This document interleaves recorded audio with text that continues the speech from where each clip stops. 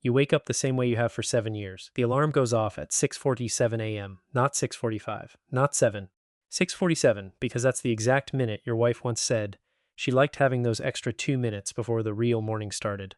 You never questioned it. You just set the alarm to 6:47 and never changed it again. You look at the ceiling. Plain white.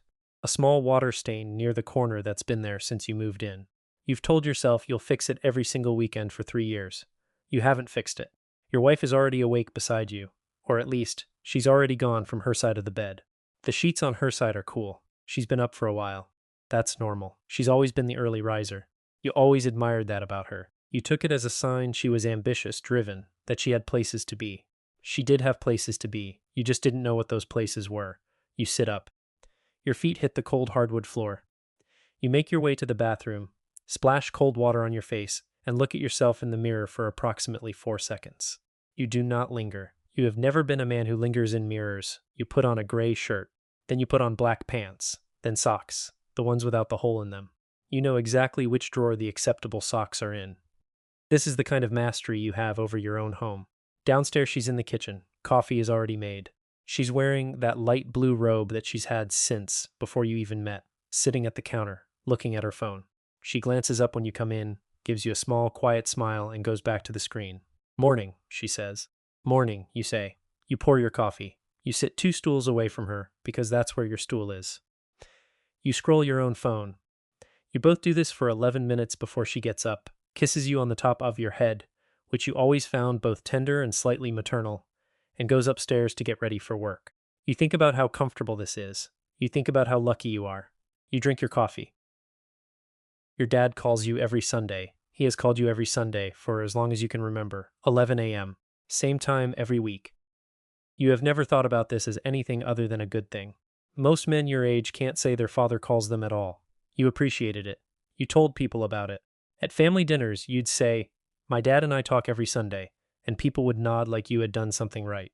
He's been your dad for your whole life and a widower for 9 years. Your mother passed when you were in your mid-20s, a cardiac event, fast and unglamorous. After that, your dad threw himself into his vegetable garden and his church group and his friendship with your wife, because your wife would visit him on her own sometimes, bring him casseroles, sit with him and watch old films on his small television. You thought that was beautiful. She visited him at least twice a week, you later learned. You didn't question it at the time because it made you feel like you had married someone good, someone kind, someone who took care of people. She was, in fact, taking care of someone. One Sunday in early spring, this is the Sunday that matters, though you won't realize it for several more months. Your dad called at 11 a.m. as usual, and you noticed something. He sounded different. Not bad, not sad, he sounded lighter. Almost cheerful in a way that felt new, like a man who had recently had a very good meal or a very good night's sleep. You asked him how he was doing. He said, "Very well, son, very well." You asked what he'd been up to. He said the usual. You said you'd been meaning to come visit. He said, "Anytime, anytime." There was a pause. In that pause, you thought you heard something. A sound, faint, domestic, like a kettle or a cabinet door closing in another room. You asked, "Is someone there with you?" He said, "No, just the television." And you believed him, because why wouldn't you?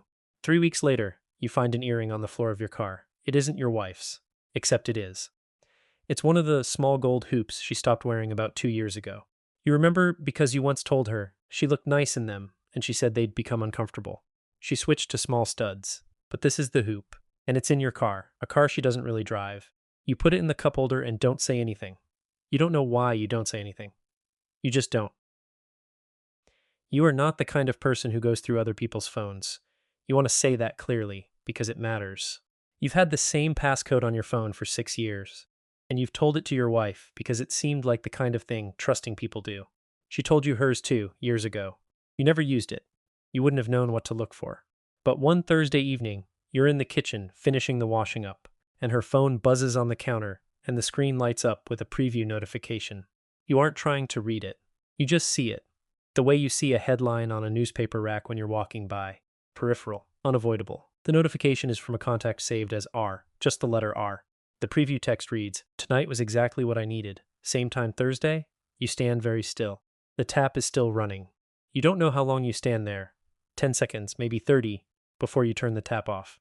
You put the glass down, you pick up the phone. Her passcode still works. You haven't been in her phone in 4 years. The wallpaper has changed. The apps are rearranged, but you find the messages easily. The conversation with R, you scroll up and up and up. The messages go back, not weeks, not months, years. The timestamps don't lie. The first message in this thread is dated 6 years and 8 months ago. The messages are short, functional, logistical, times, locations. Occasional sentences that turn your stomach because they sound warm. Warm in the way that it is meant only for two people who are not you.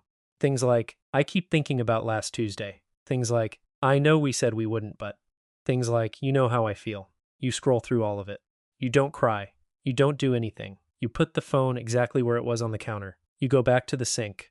You turn the tap back on. You finish the glass. You wash another glass. You wash the plate. You dry them all and put them away. You go into the living room and watch 45 minutes of a documentary about the construction of a very long bridge. You remember none of it. You spend 3 days doing nothing. You go to work. You eat meals. You sleep beside her. You brush your teeth. You are, by all physical metrics, completely fine.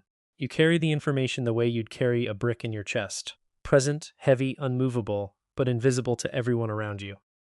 On the third day, you start digging. You don't even do it consciously at first. You're just on your phone, lying in bed at 1 a.m. while she sleeps beside you, and you open her contact list in your mind and think, R. Your dad's name is Richard. Your dad's name is Richard, and he goes by Rich, and you've called him Dad your whole life, and never once thought of him as R, but that's what he is, and that's what he's always been to everyone who isn't you. You lie in the dark, and you feel the entire architecture of the last 7 years begin to shift. The Sunday calls, the casseroles, the visits, her saying she popped over to check on him on a Tuesday, and coming home smelling faintly of something you assumed was his old house.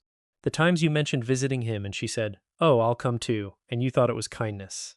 The time she said, "Your dad seems good lately," and you agreed and thought nothing of it. The earring in the car. She borrowed your car once, about 2 years ago, when hers was in the shop. She drove it for a week. She drove it to visit your father, and the earring fell out, and she didn't notice, or she noticed and she left it, and she hoped you wouldn't see it, or she forgot, or she didn't care. Any one of those possibilities is a different kind of terrible. You do not sleep. At 3 a.m., you get up quietly, go to the kitchen, and sit at the island in the dark. You open your phone. You go to your texts with your dad. You scroll back through them. They are routine. How are you? Good, how are you? Did you see the game? I'll call Sunday. Happy birthday, Dad. Thanks, son. You look at these messages for a long time. Then you type and delete and type and delete. You don't send anything. You close the app. You sit in the dark kitchen until the sky outside the window turns gray, then pale blue, and then you make coffee and wait for her to come downstairs. You confront your wife on a Tuesday. You picked Tuesday because it felt like a Tuesday kind of event, not dramatic enough for a weekend, too significant for a Monday. You don't know if that logic makes sense. It made sense at 3 a.m. She is in the kitchen, same stool, same robe, same phone. You come downstairs in your gray shirt, and you stand at the edge of the kitchen, and you say her name. She looks up. You tell her that you went through her phone. You tell her you saw the messages. You tell her that you know the contact saved as R is your father. There is a silence that lasts approximately 4 seconds. Then she puts her phone face down on the counter. She doesn't deny it. That's the part that hits you sideways, the part you had not anticipated.